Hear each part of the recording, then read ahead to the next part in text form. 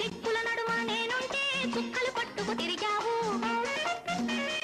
కన్నుల ముందు నేనుంటే కన్నుల మోసుకు వెదికావు.